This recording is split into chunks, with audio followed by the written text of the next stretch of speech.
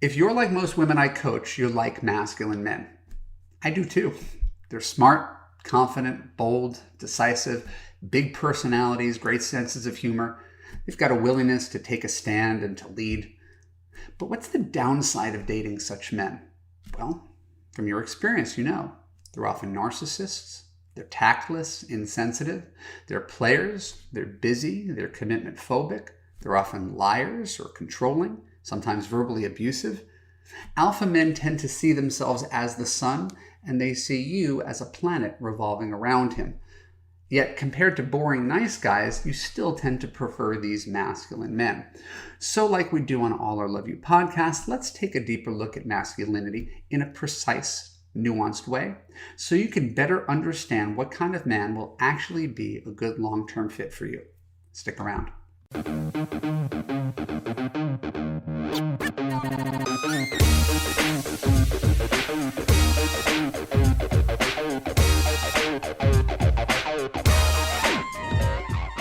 I'm Evan Marc Katz, dating coach for smart, strong, successful women and your personal trainer for love. Welcome to the Love You podcast. Keep listening to understand why too much masculine energy causes problems in relationships. When we're done, I'll let you know how you could apply to Love You to create a passionate relationship that makes you feel safe, heard, and understood. So let's begin this podcast by defining masculine energy. And remember, these are not my terms. These are things that I put into my own Love You course. I have 2 full weeks on this subject. I think it's masculine energy versus feminine energy and alpha males versus beta males. So this is stuff that I've incorporated from learning from other people on this very simple definition, however crude and flawed. Masculine energy is about self. Feminine energy is about others. Self, ego, ambition, my opinion, my ideas, my schedule, my way. Right? Feminine, more supportive, agreeable, conciliatory, wants to make everybody around them happy, more likely to sacrifice personal to make sure other people get their way. And so in all of us, women should have masculine traits, men should have feminine traits, and we're a blend of these things. So when you're dating a guy, especially at the beginning, masculine energy is the most attractive thing. You hate it when a guy asks you to call him. He asks you to make the dinner reservations. He asks you to pick him up. He wants you to initiate sex. He expects you to push for commitment. For most of my clients, dating works much better when the man leads and you follow. This is especially true during courtship, which is a bit of a performance that men tend to put on to impress women and show interest. Right? Picking up the check, calling the next day, planning the next date, making the first move. This is what guys have to do to succeed with women. It works well. And guys who fail to do these things tend to be in their feminine energy, more passive, right? Looking for something equal, egalitarian. And so they wait for you to do the initiating, right? They ask you to call them. And for the most part, they don't do very well at dating, because they're not as confident, because they're not leading, because they're not making you feel as desired. So the dating courtship ritual, and courtship is defined as from when you meet a guy to when you decide whether you're boyfriend, girlfriend, that dating courtship ritual really rewards confidence and masculine energy in men.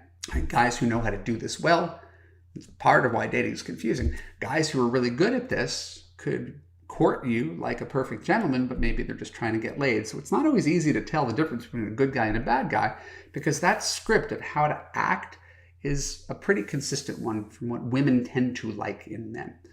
So now you finally get the guy who is pure masculine energy, sweeps you off the feet, does everything right, takes down his profile, talks about a future.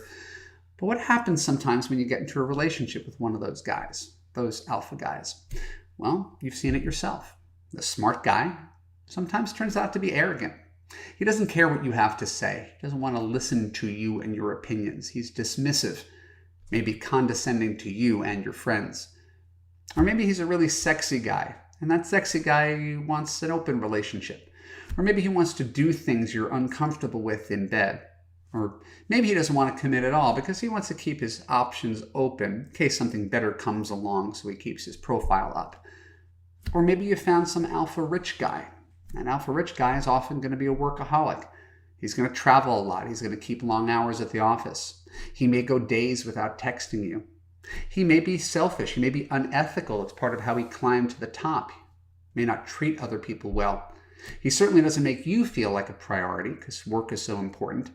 He may think he's a good boyfriend because he could buy you nice things, take you nice places, but he doesn't realize the importance of your feelings and the connection that you need to have with him.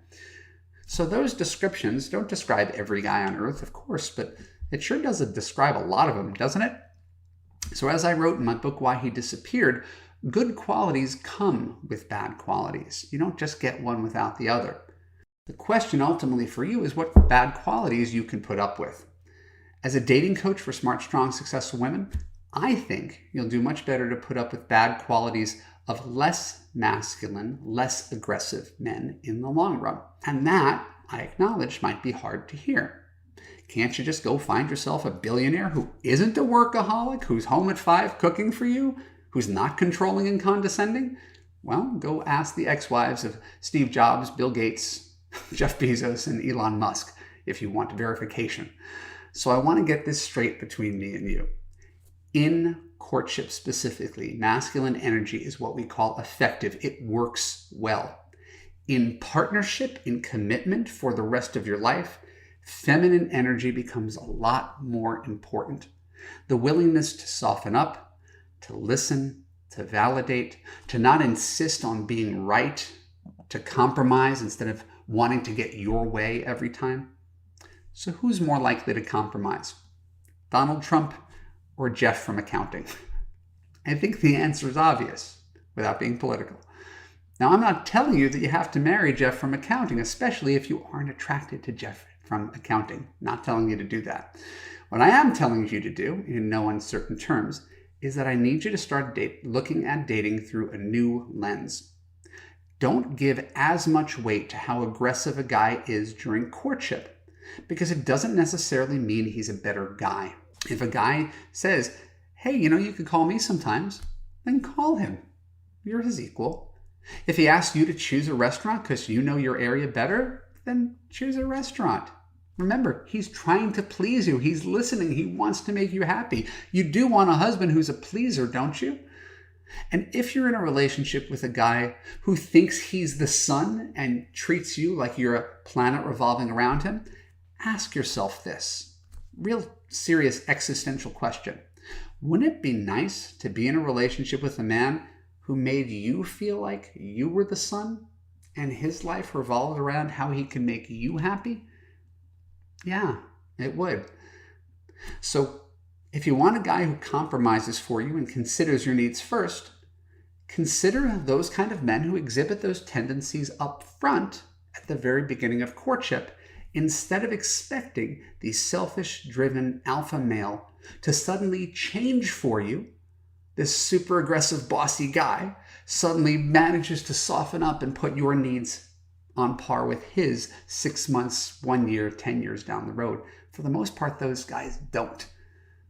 Right? And doesn't make him a bad person. It may not make him a great husband who puts your needs on the same level or even higher than his own needs, which is what good husbands are supposed to do.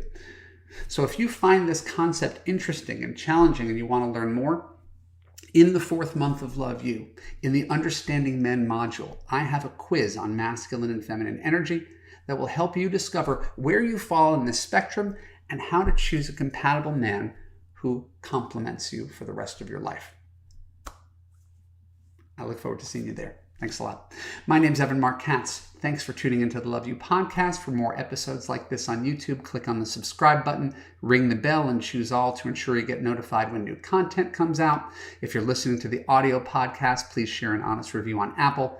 More reviews equals more awareness of the Love You podcast and more love in the world. And really, if you listen all the time, give me a review. It would just make me happy.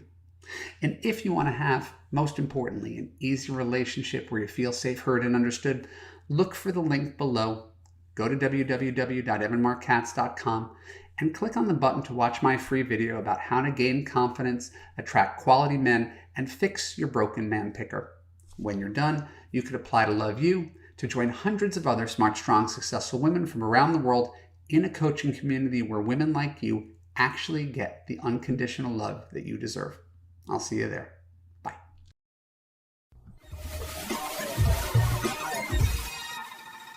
Are you the woman who is everything except your man? You can have the relationship of your dreams, and you don't have to change to get it. In Love You, you will gain confidence, let go of unhealthy relationship patterns, learn to trust your judgment, understand and attract quality men, assess long-term compatibility, and create a passionate, unconditionally loving relationship with a partner who puts you first, never lets you down, and always makes you feel safe, heard, and understood.